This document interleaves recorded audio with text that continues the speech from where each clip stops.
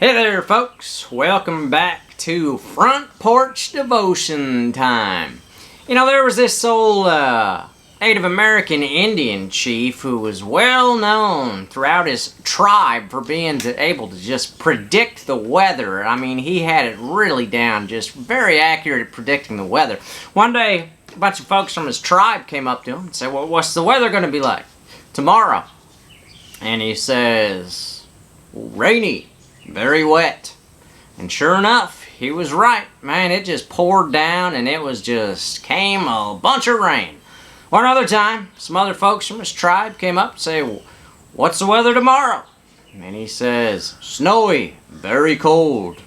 And sure enough, they got a bunch of snow that day and it was just bitter cold. I mean, they were just unbelievable in awe on how good this old Native American chief was at predicting the weather. They came up to him another time and they said, "What's the weather tomorrow?"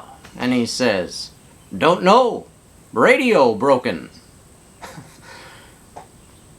Now, do you ever wish that you could see the future and you worry yourself to death about the future? Now, I like Bible prophecy and I always like to know, well, what's going to happen in the future? What's coming down the pipe? Or, you know, being a chicken farmer, I get so tired of worrying about, like most farmers. I get, just tired of worrying about the weather all the time. We kind of live and die by the weather. Well, the Bible speaks to this. Jesus said in Matthew 6:34, "Therefore do not worry about tomorrow, for tomorrow will worry about itself. Each day has enough trouble of its own." And you see, worry presents us with this kind of double temptation to distrust God and also to substitute fear for practical action. Okay? In other words, we're not trusting God and we're also, just kind of paralysis in fear.